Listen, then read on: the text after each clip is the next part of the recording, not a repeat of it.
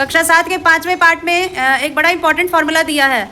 Celsius और Fahrenheit के तापमानों को एक दूसरे में बदलने का फार्मूला है। ये है C/5 बराबर F-32/9। इस फार्मूले का प्रयोग करके अगर हमको C निकालना है, यानी कोई तापमान अगर हमको फ़ारेनहाइट में दिया है और हमें उसे सेल्सियस में बदलना है, तो हम फार्मूला लगाएंगे C बराबर F-32/5/9। और यदि हमें तापमान सेल्सियस में दिया है और फ़ारेनहाइट में बदलना है, तो हम क्या फार्मूला लगाएंगे? F बराबर 9C/5 + 32, ठीक है, या 9C/5 + 32। अब इसी फार्मूले का प्रयोग करके हम सबसे पहले निकाल रहे हैं स्वस्थ मनुष्य के शरीर का ताप जो 37 डिग्री सेल्सियस होता है, उसको हमें फ़ारेनहाइट में बदलना है। तो हम कौन सा सूत्र प्रयोग करेंगे? F वाला, है ना?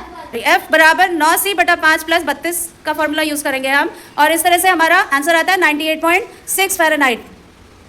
इसी प्रकार अगर हमको फ़ारेनहाइट स्केल में दिए हुए तापमान को सेल्सियस में बदलना है, तो हम सेल्सियस वाला फॉर्मूला यूज़ करेंगे C बराबर F-32/5/9। तो इसका प्रयोग करके हमारा आंसर क्या आ रहा है? 212 डिग्री फ़ारेनहाइट बराबर कितना डिग्री? हाँ, 100 डिग्री सेल्सियस आ जा रहा है, ठीक है। तो इसी तरह से और क्वेश्चन कर सकते हैं हम लोग।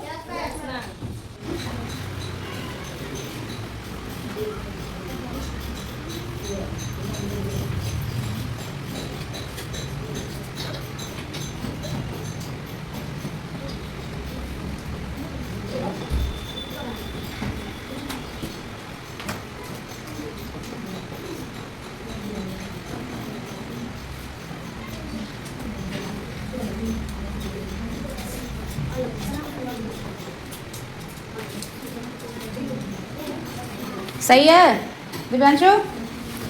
समझ आ रही है तुम्हारी गलती क्या थी? 0 × 5/9 के बाद तुमने क्या लिख दिया था? 9 × 5। क्या कर दिया था? गलत हो गया था। जब 0 बटा कोई भी संख्या है ना, यानी अंश 0 है, तो हर कोई भी संख्या है तो उसका भागफल क्या आएगा? 0 आएगा। और 0 में किसी चीज़ का गुणा करेंगे तो भी 0 आएगा, ठीक है। तो 32 डिग्री फ़ारेनहाइट को जब सेल्सियस में बदलते हैं तो कितना हो जाता है? 0 डिग्री सेल्सियस, ठीक है। अब हम देखें 35 डिग्री सेल्सियस कितने डिग्री फ़ारेनहाइट के बराबर है?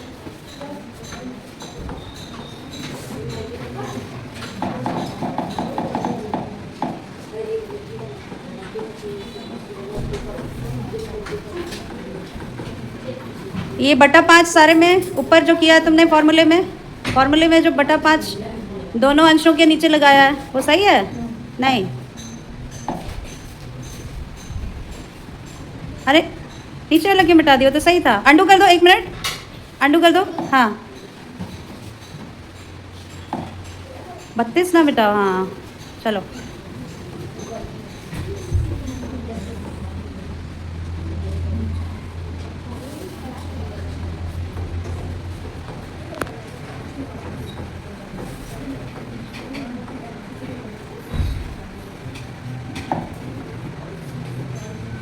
मतलब कलर हरा ही रहना चाहिए ना, वाइट नहीं होना चाहिए।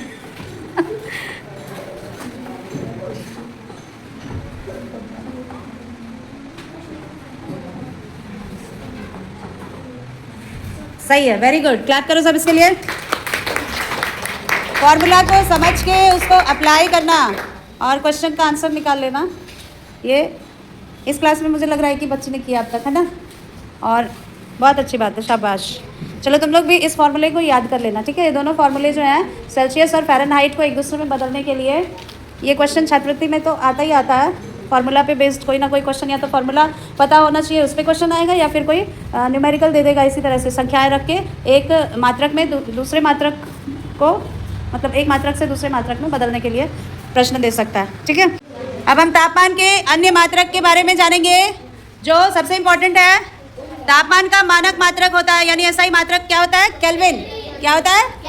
और केल्विन को किस अक्षर से हम प्रदर्शित करते हैं?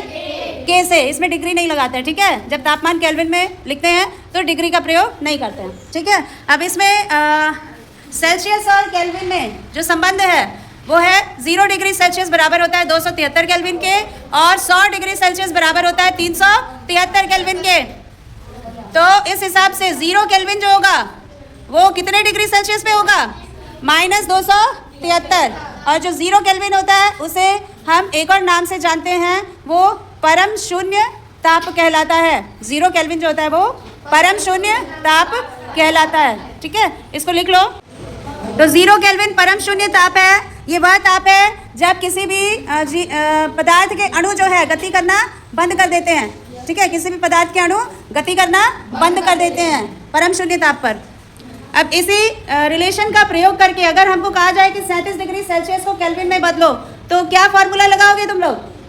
कुछ समझ आ रहा है? क्या सूत्र लगेगा इसमें? अगर हम एग्जैक्ट वैल्यू की बात करें तो 0 डिग्री सेल्सियस बराबर 273.15 केल्विन होता है, लेकिन इसे आमतौर पे हम लोग 273 केल्विन ही मानते हैं। ठीक है ना? तो ये डिपेंड करता है कि तुम्हारे क्वेश्चन में ऑप्शन क्या आ रहा है। अगर क्वेश्चन इससे संबंधित होता है और उसमें ऑप्शन में 273 केल्विन तो है, लेकिन 273 के बाद कोई पॉइंट लगा के कोई डेसिमल वैल्यू नहीं दी है, तो उस केस में तुम लोग क्या मानोगे? 0 डिग्री सेल्सियस बराबर 273 केल्विन। ठीक है, नहीं तो एग्जैक्ट वैल्यू है 273.15 केल्विन। अब हमारा इंटर कन्वर्जन केल्विन और सेल्सियस का एक दूसरे में कन्वर्जन का जो फॉर्मूला है वो है K बराबर C प्लस 273.15। K बराबर C प्लस 273.15। ठीक है, और ये केल्विन में बदल जाएगा जब हम इस फॉर्मूले में लगाएंगे। तो हमको मान लो ये दिया है 37 डिग्री सेल्सियस, इसको हमें केल्विन में बदलना है। तो हम क्या करेंगे? 37 में 273.15 को जोड़ देंगे। कितना आएगा? जोड़ के बताओ। 310.15। और अभी यूनिट किसमें बदल जाएगी? केल्विन में। ठीक है, इस तरह से निकालना है। अगर इसका उल्टा कन्वर्जन करना है, मान लो हमें केल्विन में कोई टेम्परेचर दिया है, उसको हमें सेल्सियस में बदलना है, तो हम क्या करेंगे? अगर हमको तापमान A में दिया है, केल्विन में दिया है और सेल्सियस में बदलना है, तो उसके लिए फॉर्मूला यूज होगा C बराबर K माइनस 273.15। ठीक है, अब मान लो हमें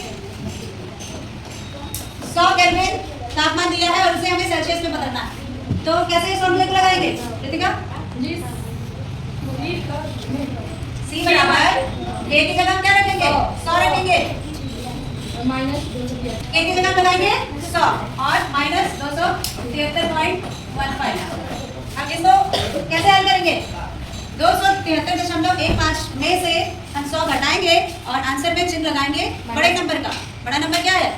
माइनस 273.15। ठीक है, तो इसको हम घटाएंगे, बड़े नंबर से छोटा नंबर ही घटाएंगे और ये आ जाएगा 173.15। और इसमें चिन्ह किसका लगाएंगे? माइनस का, क्योंकि बड़ा नंबर बड़े नंबर के साथ माइनस। ठीक है, तो 100 केल्विन माने माइनस 173.15 डिग्री सेल्सियस। ठीक है, डिग्री सेल्सियस समझ आया? तो ये फॉर्मूला देख लो। और दूसरा फॉर्मूला क्या था? K बराबर क्या था? 273.15। समझ आया? ये दोनों फॉर्मूले लिख के। अब ऊष्मा से संबंधित एक इम्पॉर्टेंट पॉइंट है। ऊष्मा एक प्रकार की ऊर्जा है जिसका प्रवाह अधिक ताप से कम ताप की वस्तु की ओर होता है। इस सेंटेंस को पढ़ के क्या तुम समझ पा रहे हो कि ऊष्मा अधिक ताप से कम ताप की वस्तु की ओर प्रवाहित होती है? इसका क्या अर्थ है? ऊष्मा माने गर्मी।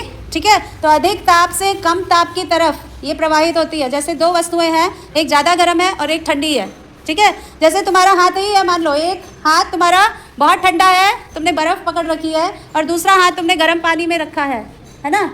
तो जब इन दोनों हाथों को तुम आपस में जोड़ोगे, मतलब दोनों हाथ एक दूसरे से मिलाओगे, तब क्या होगा?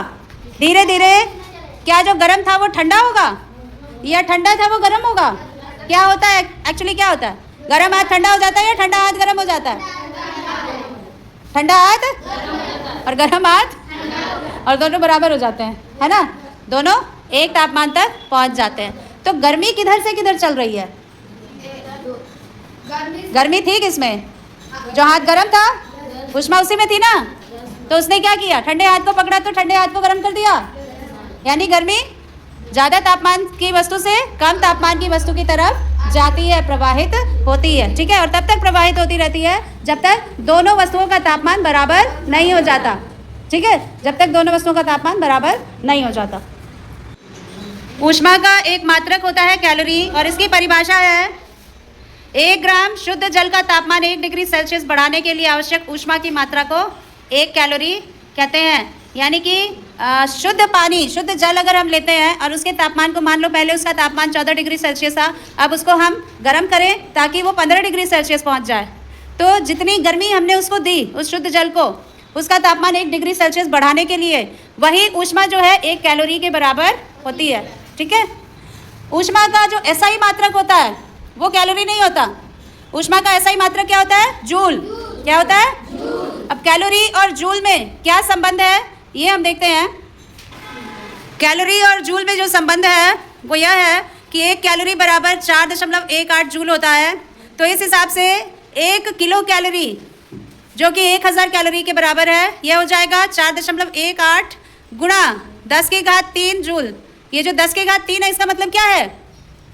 10 की घात 3 माने 1000। 10 की घात 3 माने 1000। तो इसका मतलब क्या है? 4.18 में हमने 1000 का गुणा कर दिया है, क्योंकि हमने 1 कैलोरी को 1 किलो कैलोरी में बदला है भैया ना।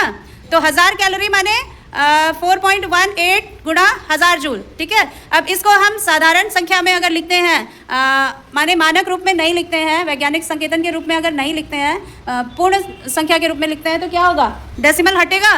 डेसिमल हटाने के लिए क्या करेंगे? ये 10 की घात जो 3 है, इसका मतलब है दशमलव हमारा 3 स्थान दाहिने जाएगा।